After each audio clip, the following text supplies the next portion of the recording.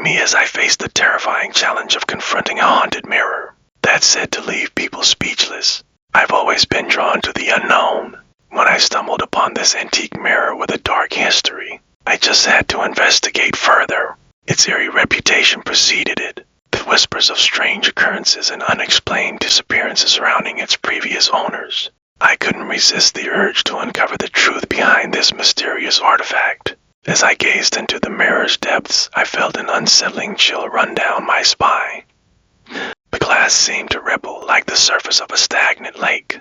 I could have sworn I saw a faint reflection staring back at me, but it wasn't my own. I tried to shake off the feeling of unease, telling myself it was just my imagination playing tricks on me. But the mirror seemed to be exerting some kind of influence over me, drawing me in with an otherworldly allure. The more I explored the mirror, the more I sensed a malevolent presence lurking just beneath the surface. I'd catch glimpses of movement out of the corner of my eye, only to turn and find nothing.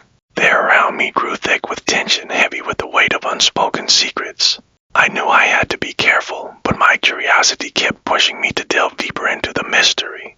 I began to feel like I was being pulled into the mirror's twilight realm, a place where the living and the dead coexisted in an eternal dance. The boundaries between reality and the unknown grew hazy. I felt my grip on sanity start to slip. I knew I was playing with forces beyond my control, but I was powerless to resist the mirror's hypnotic pull. And then, it happened, the moment of contact. I felt an electric jolt course through my body as I reached out to touch the glass. The mirror's surface began to distort, like water rippling in response to a stone's impact. I saw visions flash before my eyes, ghostly apparitions, ancient rituals, and forbidden knowledge. I stumbled backward, my mind reeling from the revelations. The secrets the mirror revealed to me were shocking, to say the least. I couldn't believe what I had unleashed, what I had seen. The experience left me shaken, my perception of reality forever changed. As I struggled to come to terms with what had just transpired, I couldn't help but wonder if I'd made a terrible mistake. The mirror's power was unlike anything I'd ever encountered, and I knew I'd never be the same again. The memory of that encounter would haunt me for the rest of my life, a constant reminder of the horrors that lurk just beyond the veil of the mundane. I'm still trying to process the implications of what I saw, but one thing's for certain, I'll never look at mirrors the same way again. The experience has left me with more questions than answers. I'm still grappling with the fear and confusion that lingers in its wake. The haunted mirror may have left me speechless, but it's also opened my eyes to the mysteries that lie beyond the edge of our everyday world. I'm not sure if I'm ready to confront them again, but I know I'll never be able to ignore the call of the unknown. So, what do you think? Have you ever had a paranormal experience that's left you speechless? Share your thoughts in the comments below, and if you're new here, consider subscribing for more spooky stories and supernatural encounters. Part 1: The Mirror's Arrival. I've always been drawn to the unknown, that shadowy space between reality and mystery where most people dare not tread. It started innocently enough, a fascination with strange stories and artifacts with a little too much history. But my latest acquisition felt different. More dangerous. I found the mirror tucked away in a corner of an old antiques shop. Its ornate, blackened frame stood out among the more mundane relics of the past. There was something about it that commanded my attention, the way the edges of the glass seemed to blur slightly, as if time itself struggled to hold its reflection still. The shopkeeper warned me, there always is a warning, isn't there, that the mirror had a history. It had passed through the hands of several owners, each one disappearing under mysterious circumstances.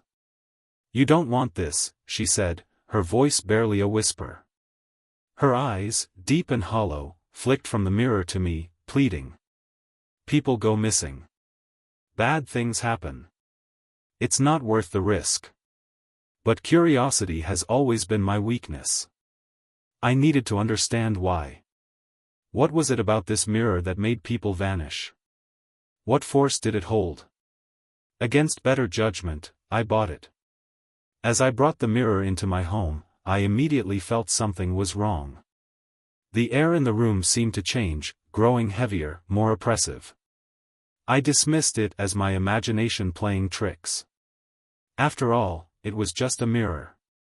Or so I told myself. That night, as I lay in bed, sleep eluding me, I thought about the mirror. It sat downstairs in the hallway, still wrapped in the cloth the shopkeeper had used to cover it. The longer I stayed awake, the more I felt its presence, as if it was calling to me, begging to be seen. I couldn't resist any longer. I found myself creeping downstairs, my hand shaking as I reached for the cloth and pulled it away. The glass shimmered under the faint moonlight, a ripple crossing its surface like a stone had been thrown into a still pond. At first, it seemed like my own reflection, just distorted by the dim light. But as I leaned closer, something was wrong. The reflection wasn't mine. A chill ran down my spine as I stared into the face of a stranger in the glass, its features blurred but unmistakably human. My heart pounded, my pulse hammering in my ears. I blinked, hoping the vision would vanish. It didn't. It remained, watching me with hollow eyes. No, not watching. Waiting. The air thickened, my breath catching in my throat. I wanted to turn away, but my body wouldn't listen. It was as if the mirror had anchored me to the spot, pulling me in deeper. And then, the face in the mirror smiled. Part 2, The Reflection's Grin. I stumbled backward, my breath coming in shallow gasps, but that smile, it clung to me like a sickness, infecting every inch of my mind. The face in the mirror twisted into something grotesque, its grin stretching wider, unnaturally so, as though it was tearing the very fabric of reality apart. My heart pounded so violently I thought it might explode in my chest, but I couldn't pull myself away. The pull of the mirror was too strong. It wanted me to watch. The room around me grew darker, the shadows stretching long and deep. I blinked hard, trying to shake off the terror, to remind myself that this was just a trick of the light. Mirrors reflect, nothing more. But what I saw wasn't just a reflection anymore, it was something else. Something alive. And it was waiting for me. Get a grip, I muttered to myself, forcing my legs to move. I backed away, my feet dragging on the hardwood floor, but the farther I tried to get from the mirror, the more it seemed to pull me back. There was a hum in the air, faint but growing louder, like a low chant or whisper that danced just beyond the edge of hearing. Suddenly, the temperature dropped sharply. My breath came out in visible puffs, the warmth of the room completely drained in an instant. The hairs on the back of my neck stood on end, and I felt it before I saw it, a cold presence, lingering just behind me. Something was there. I didn't dare turn around. Instead, I glanced back at the mirror, hoping the stranger in the reflection would vanish, that I would see my own face again, wide-eyed and terrified but at least mine. But the reflection had shifted. The figure in the mirror was no longer standing still. It was moving. A slow, deliberate movement, as if stepping toward the glass, pressing its hand against the other side. My stomach churned with nausea as I realized it was no longer just a reflection. It was trying to come through. My hands shook violently as I took another step back, but my feet felt heavy, the floor beneath me like quicksand, pulling me down. And then the humming stopped. The silence that followed was worse. I could hear the blood rushing in my ears, the rapid beating of my own heart, but everything else was dead still. Too still. I forced my eyes back to the mirror. The figure was gone. Relief washed over me for the briefest of moments, but it was quickly replaced by a sinking dread as I realized something else. The reflection in the mirror was my reflection again. But the room behind me, what was reflected in the glass, was different. Wrong. The walls in the reflection were blackened, the paint peeling, and there was a thick layer of dust covering the floor, as though the room had been abandoned for decades. The figure was nowhere to be seen, but I could feel it. It was there, somewhere in the room behind me, just out of sight. I could no longer tell if the reflection was showing my world or its world. Then, slowly, I noticed something horrifying. In the reflection, I wasn't alone. A shape moved in the shadows, slithering, crawling along the floor toward me, though I could see nothing in the real world. My muscles locked in place, and the figure crept closer, its outline becoming more defined. It looked human but grotesque, its limbs too long, its fingers clawed, dragging across the floor like broken branches. Its head twitched violently, as if it was struggling to keep control of its movements, as if some unseen force was jerking it forward. And then, I felt it, a soft, cold breath on the back of my neck. Trembling, I reached up, slowly, to touch the place where the breath had brushed my skin. My hand came away wet. I gasped, the scent of rot filling my nostrils. And in the silence of the house, a whisper, so faint I almost didn't hear it, rasped from behind me. "Don't turn around." Every instinct screamed at me to run, to get out of that house, to shatter the mirror and leave it all behind. But I couldn't move. The whisper came again, closer this time, more insistent. "Don't turn around." I felt a weight in the room shift, the cold presence pressing in on me, surrounding me like a suffocating fog. And then, in the mirror's reflection, I saw it. My own face, still staring forward in horror, was smiling. Part 3, The Mirror's Trap. I froze, paralyzed by the sight of my own face grinning back at me, a twisted, malicious smile that didn't belong to me. It was a mockery of my own reflection, as if whatever lurked in that mirror had taken hold of me in some way I couldn't fully comprehend. My real body stood rigid, trapped between terror and disbelief, but the reflection had a life of its own. It smiled wider, the grin splitting impossibly across my face, revealing teeth that were sharper, darker, wrong. Behind my reflection, in the blackened, decaying version of the room, the shadow creature slithered closer. It crawled up the walls, blending into the mold-covered wallpaper, its long fingers leaving streaks of rot in their wake. I tried to scream, but my throat closed up, the sound dying in my chest.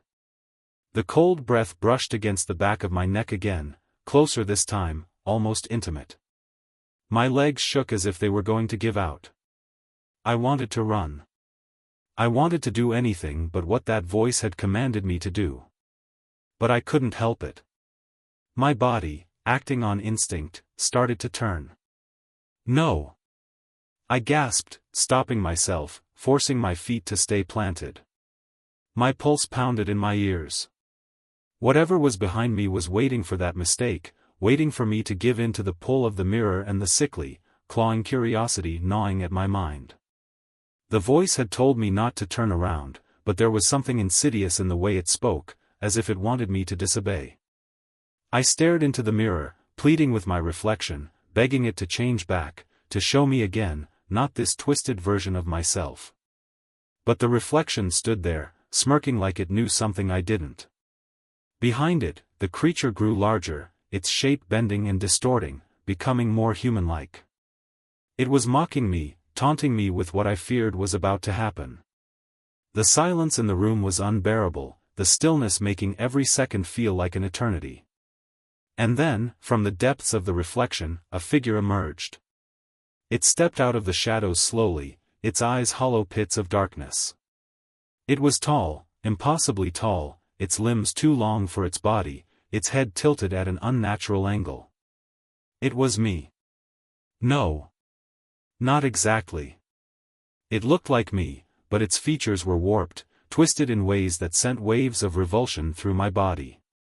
The thing in the mirror wore my face, but its eyes gleamed with a sick, predatory hunger. It moved toward the glass, stepping over the decaying floorboards in the reflection, drawing closer to the surface as if the mirror was nothing more than a doorway. Its grin widened until its mouth stretched across its entire face, splitting its skin, revealing rows of jagged teeth. I couldn't breathe. My reflection, the one grinning in the mirror, raised a hand and pressed it against the glass. A faint, wet sound, like the squelch of flesh on glass, filled the room. I watched in frozen horror as the hand began to push through, the surface of the mirror rippling like water. The skin of its hand peeled back, revealing gnarled, blackened bone underneath. Inch by inch, it forced itself into my world. And then I heard it. A soft scraping, just behind me. Whatever had been whispering, whatever had been waiting, was no longer holding back. A low, guttural growl vibrated through the air, and I could feel the presence getting closer, closing the space between us with each passing second. My breath hitched, my legs felt like they were going to buckle, but I knew, that if I turned around, it would be over. I would see it. And once I saw it, it wouldn't let me go. The hand in the mirror kept pushing through, its fingers stretching impossibly long as they emerged from the surface, dripping with something dark and slick. My reflection smiled wider, its eyes burning with malevolence, as if it knew exactly what was about to happen. I backed away, my body trembling uncontrollably, but no matter how far I moved, the mirror seemed to follow me. The air thickened around me, suffocating. The scraping sound behind me grew louder, more urgent, like claws dragging across wood, as the thing that haunted the room crept closer and closer. I could feel it now, right at my back, its cold breath ghosting over my skin. I couldn't take it anymore. I turned. There was nothing. My breath came out in ragged gasps as I stared into the empty space behind me. The room was the same as it had always been, no shadow, no figure looming over me. But the air was still thick with malice, with a presence I couldn't shake. I turned back toward the mirror, praying it would just be me this time, just my reflection, nothing more. But I was gone. The reflection showed an empty room, no figure, no twisted grin, no slithering shadow. Just the cold, abandoned version of my house staring back at me through the glass. Except for one thing. The door behind me, in the reflection, was slowly creaking open. Part 4, the door opens. I couldn't breathe. In the reflection, the door behind me, the door that should have been closed was creaking open ever so slowly, the darkness beyond it thick and suffocating. I spun around in real life, my eyes darting to the door behind me. It was shut, firmly shut, exactly as it had been when I first stepped into the room. But in the mirror, it opened wider, the shadows spilling out like black smoke, rolling into the room. I watched in horrified fascination, rooted to the spot. My mind was screaming at me to leave, to run, but my legs wouldn't listen. There was something behind that door. I could feel it, sense it. In the reflection, the door finally opened fully, revealing nothing but an impenetrable void. And then, something moved within it, just a flicker, a shape shifting in the darkness. A figure, tall and skeletal, its eyes glowing faintly from the shadows, peered through the doorway, as though waiting for me to notice it. I gripped the edges of the dresser behind me for balance, my fingers trembling against the cold wood. The figure in the reflection, its presence seeped into the room, despite the door behind me being closed. I knew it was there, waiting behind the real door, waiting for the moment when I couldn't resist looking. My heart pounded in my chest, every instinct screaming at me to stay focused on the mirror, to not turn around, to not check if that door was really opening, but the temptation was overwhelming. I wanted to run, to scream, but I also needed to see if it was real, if the thing behind the door was only trapped in the reflection or if it was already here, in my world. In the mirror, the figure took its first step out of the doorway, its limbs long and disjointed, moving in unnatural, jerking motions. Its mouth was wide, far too wide, a grin spreading across its face that was both monstrous and oddly familiar. The sound of scraping, like nails on wood, echoed softly from the reflection, though the real room remained eerily quiet. The figure was coming for me. I looked back at the door, desperate for reassurance. Still closed. Still locked. But it wouldn't stay that way for long, whatever was in the mirror was crossing over. I could feel the cold creeping in from the corners of the room, the shadows stretching, twisting. I stepped back toward the mirror, drawn to it despite everything. If I could just touch it, maybe I could stop it, stop whatever was trying to pull itself into my reality.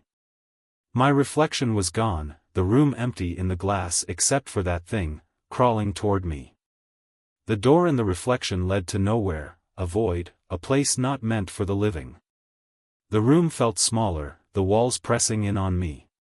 I was suffocating under the weight of something unseen, the shadows thickening with every breath I took.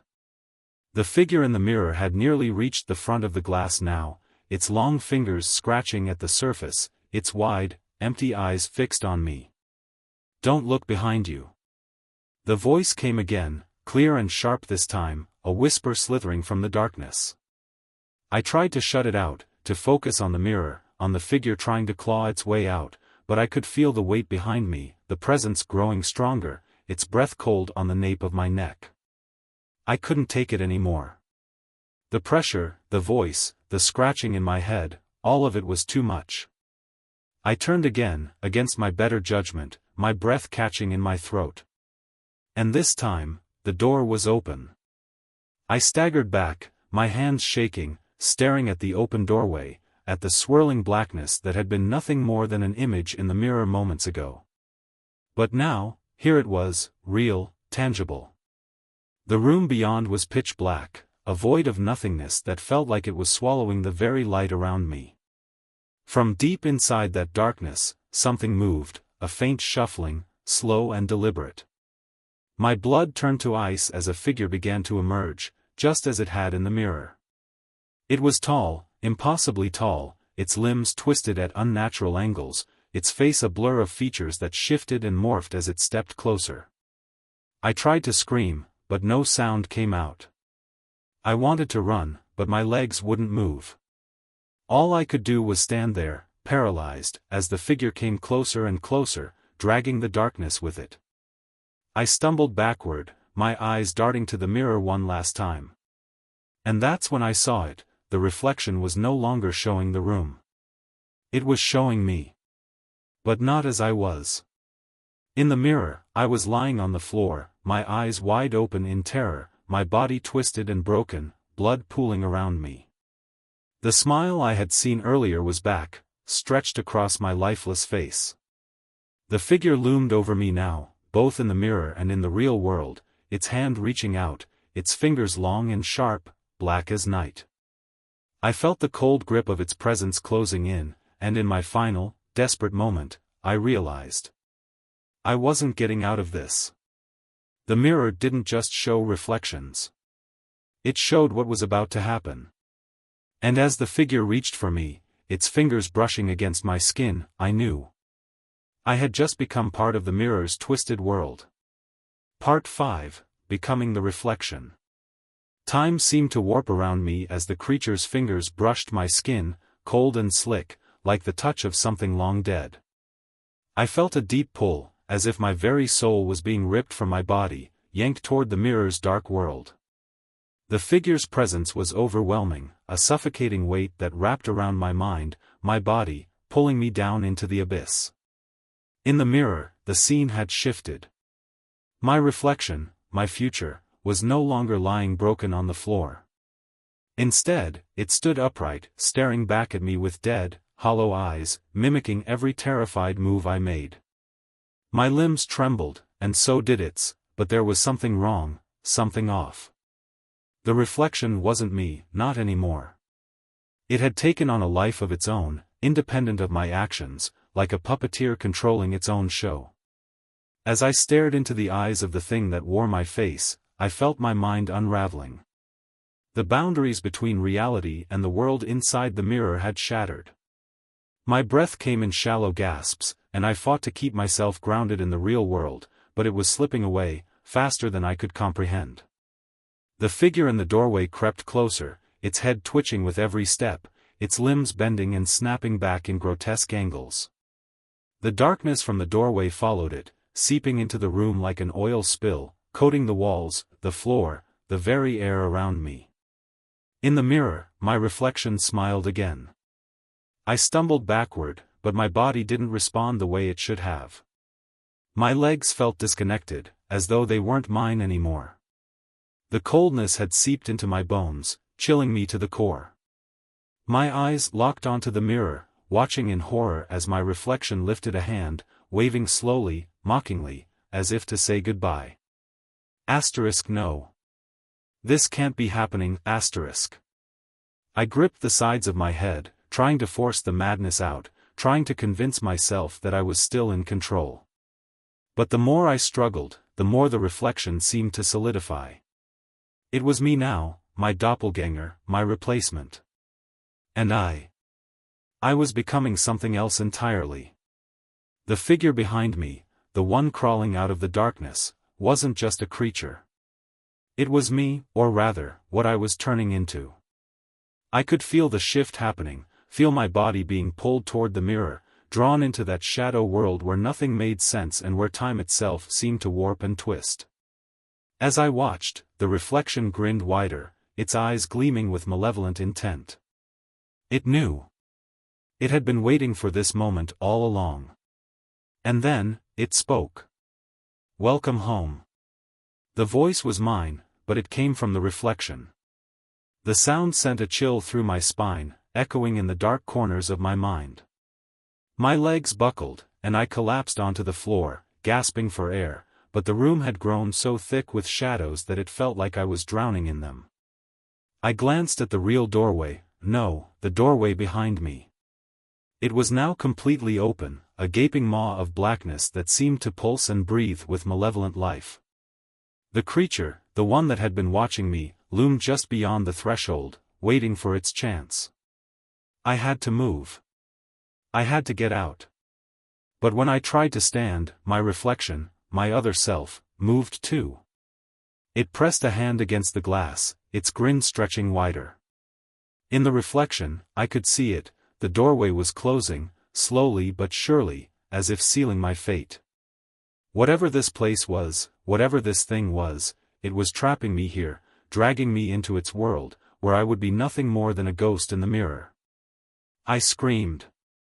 I screamed with everything I had left in me, my voice raw and jagged, but the sound barely registered in the room. It was swallowed by the darkness, as if the room itself was alive, feeding off my fear, my despair. The figure, the creature, was upon me now, its long, bony fingers reaching out, brushing against my face. The touch was cold, so cold it burned, and I felt a tear slip from my eye as the reality of my situation sunk in. There was no escape. The figure grabbed my arm, its grip tightening like a vice. I tried to pull away, but my body no longer obeyed me. I was no longer in control. The reflection in the mirror, **, had control now. It smiled wider, lifting its hand, waving at me with mockery. And then, in one violent pull, the figure yanked me toward the mirror. I fell forward, my body slamming into the glass with a sickening thud. The mirror rippled like water, swallowing me whole. I gasped, the cold darkness wrapping around me like a suffocating blanket, dragging me deeper and deeper into the mirror's world. Everything around me twisted and warped, reality shattering like broken glass. The last thing I saw before the darkness swallowed me completely was my reflection, stepping away from the mirror, free at last, while I was trapped inside. It turned, looking over its shoulder at me with a twisted grin, and whispered, "Thank you." And then, the world went black. When I woke up, everything was quiet. Too quiet. I blinked, disoriented, my vision blurry. I was still in the room, or at least, I thought I was. The floor beneath me felt cold and hard, but everything around me was different. Off. The air was thick, heavy with the scent of rot and decay. I pushed myself up, groaning as pain shot through my limbs. I looked around, my heart sinking as I realized where I was. I was inside the mirror. The room was the same, but different. The walls were blackened, charred, as if fire had licked every surface. Dust coated the floor, thick and undisturbed. And in the center of the room, where the mirror should have been, was a twisted, jagged hole, a portal to the world I'd been ripped from. I staggered toward it, panic rising in my chest. I reached out, my fingers brushing against the surface, but it was solid. Cold. Unyielding. From the other side of the glass, I could see my reflection, the one that had taken my place. It stood there, staring back at me with those dead, hollow eyes. And it smiled. I screamed, pounding against the glass, but there was no escape. I was trapped. Forever. And on the other side of the mirror, my reflection lived on, free to roam, free to live. Free to take the place I once had.